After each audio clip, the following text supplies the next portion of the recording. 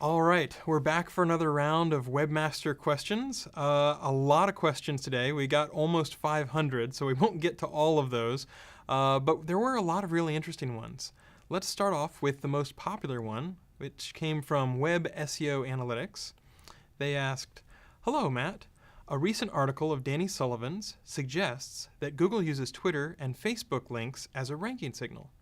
Can you confirm this? Can you elaborate a little bit more on this?" Yes, I can confirm it. We do use Twitter and Facebook links in ranking, as we always have in our web search rankings. But in addition, we're also trying to figure out a little bit about the reputation of an author or a creator on Twitter or Facebook. And let me just give you a little bit of background on that. I filmed a video back in May 2010 where I said that we didn't use that as a signal, and at the time we did not use that as a signal. But now we're taping this in December 2010, and we are using that as a signal. So the exhaustive place, if you really want comprehensive information, is to go look up Danny Sullivan's article, and we can leave that as a link in the description of the video.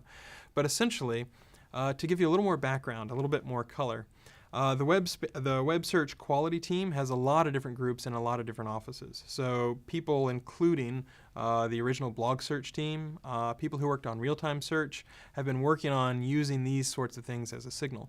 So primarily, it has been used a little bit more in the real-time sort of search, where you might see individual tweets or other links showing up and streaming up on the page. We're studying how much sense it makes to use it a little more widely within our web search rankings. Now, there's a few things to remember. Number one is, if we can't crawl a page, if we can't see a page, then we can't really assign PageRank to it, and it doesn't really count. So if we're able to obtain the data, then we can use it. But if for some reason a page is forbidden for us to crawl, or we're not able to obtain it somehow, then we wouldn't be able to use that within our rankings. This is something that is used relatively lightly for now, and we'll see how much we use it over time, depending on how useful it is and how robust it ends up being. The one thing I would caution people about is, don't necessarily say to yourself, aha, now I'm going to go out and get reciprocal follows and I'm going to get a ton of followers, just like people used to get a ton of links. In the same way that PageRank depends on not just the number of links, but the quality of those links, you have to think about, what are the followers who mean quality? Who are the people who actually are not just bots, or some software program or things like that.